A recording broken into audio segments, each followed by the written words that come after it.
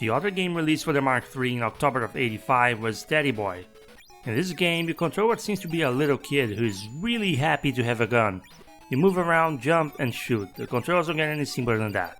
The goal is to shoot down all enemies before your TM gauge at the bottom of the screen runs out. The challenge comes from how each enemy has a different movement pattern you have to adapt to, and you have to collect the remains until there is none left. Yeah, I know, I'm trying too hard. Those are not the remains, they're just transformed back into little toys and figurines, and your gun is clearly not firing normal bullets. It still cracked me up to see what looked like a little kid carrying a gun with a smile on their face when I first played this game though. I thought the sprite work looked very similar to the one in Alex Kidd in Miracle World. The main character even dies turning into a ghost that flies up the screen like Alex Kidd does.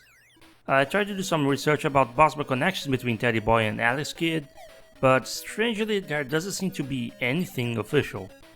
The game designer Yoji Ishii never worked on Alex Kidd games during his long career at Sega, and Alex Kidd's creator isn't credited for Teddy Boy. The most official connection this game has with Alex Kidd are these Darman enemies.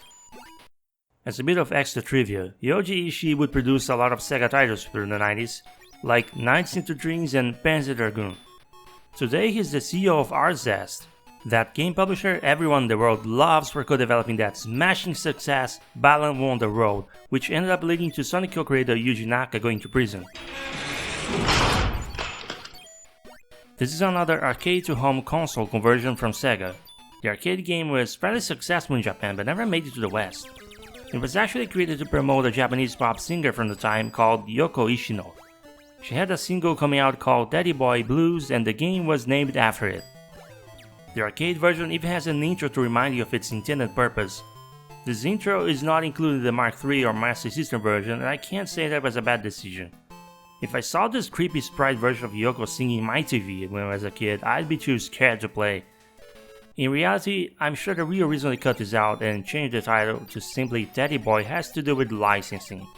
I don't know what the plot for this game is, but I'm guessing Yoko wants you dead. She's singing with the enemies in the intro, which can only mean she's their leader. And she's sending them your way because you refuse to buy her single.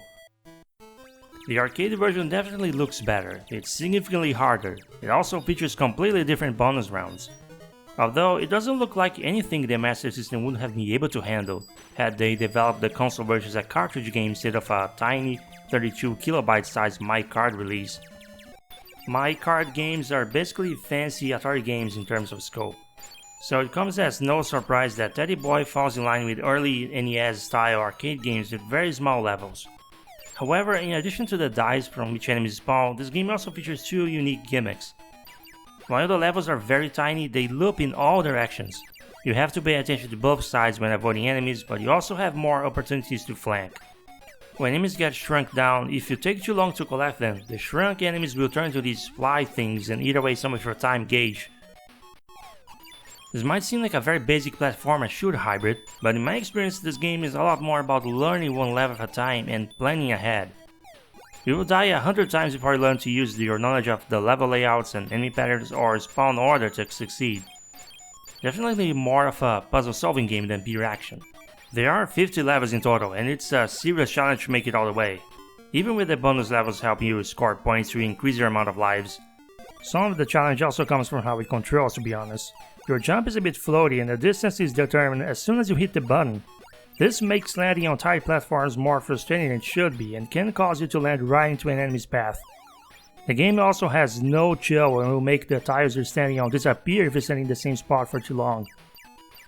I'd say this is a game I could recommend to you if you're the kind of player who still enjoys those classic early arcade style platformers like Mappy or Flicky. I usually hate those type of games, but I like Teddy Boy more than I thought I would. So maybe it's just another case of if you like what you see, you will like the game.